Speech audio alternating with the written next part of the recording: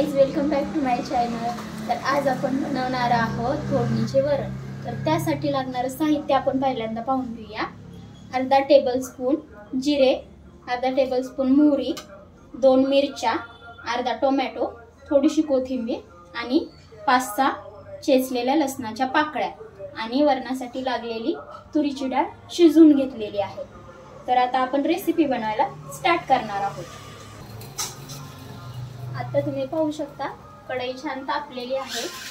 त्यामध्ये 2-3 पळ्या तेल टाकून घेऊया।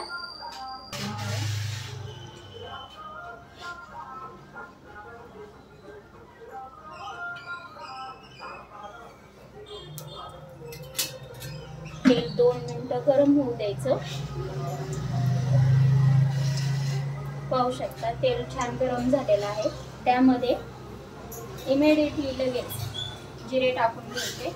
फोडणीच्या वरणाची प्रोसेस आहे ना, तुम्हाला माहितीच असेल, खूप पटपट करावी लागते, कारण जिरे आणि मोहरी जळले नाही पाहिजे। तर हे फुलत असताना त्यामध्ये लगेच हा चेचलेला लसूण टाकून द्यायचा। लसूण टाकल्यानंतर 2 मिनिटं तो सोनेरी होईपर्यंत हलवून घ्यायचा। काही जण काय आहे की वरणामध्ये लसूण वगैरे घालत नाहीत, काहींना फिक्कं वरण आवडतं तर काहींना फोडणीचं वरण आवडतं। आता लसूण छान परतून झालंय बघा, त्यामध्ये लगेच ह्या मिरच्या घालून द्यायच्या। मिरच्या छान तडतडू द्यायच्या आणि त्यामध्ये लगेच हे अर्धा चिरलेले टोमॅटो घालून टाकायचे। हे 2 मिनिटं छान परतून घ्यायचे, म्हणजे टोमॅटो शिजेपर्यंत। फोडणीच्या वरणामध्ये काही जण फक्त लसणाची किंवा जिरे मोहरीची फोडणी देतात, पण तुम्ही अशा प्रकारे वरण करून पहा, अप्रतिम असं वरण लागतं। आणि घरातील लहान मुलं, अगदी मोठ्या व्यक्ती, घरातले सगळेजण आवडीने वरण भात खातात असं वरण केल्यामुळे। आता पाहू शकता तुम्ही आपलं टोमॅटो छान शिजलेला आहे। लगेच त्यामध्ये अर्धा टेबलस्पून हळद टाकून घ्यायची, चवीनुसार मीठ, कारण डाळ शिजताना कोणी मीठ घालत नाही, त्याच्यामुळं फोडणीमध्येच मीठ घालायचं।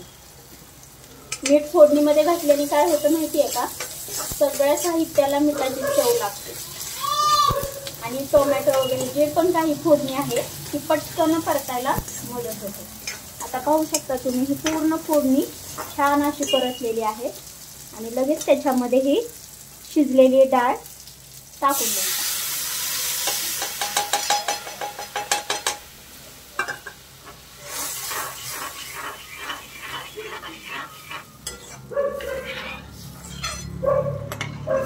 पाहू शकता अशा प्रकारे, आणि वरतून अशी कोथिंबीर घालायची। कोथिंबीर उकळी यायच्या आधीच घालायची, म्हणजे कोथिंबीरीची पण चव वरणामध्ये उतरते। आणि छान 2 मिनिटं वरणाला उकळी आणून घ्यायची।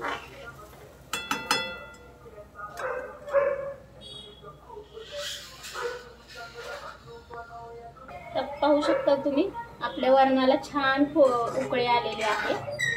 2 मिनिटं छान अशी उकळी आलेली आहे। तर आपलं वरण फोडणी देऊन तयार आहे। अप्रतिम असा सुगंध येतो या वरणाचा। तुम्ही घरी एकदा ट्राय करून नक्की बघा।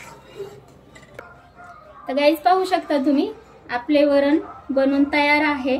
वरण भात आणि तुपाची धार ह्याच्यावर नक्की घाला आणि टेस्ट करून कमेंटमध्ये नक्की सांगा मला की तुम्हाला हे वरण कसं वाटलं। आणि चॅनलला लाईक, सबस्क्राईब नक्की करा। थँक्यू।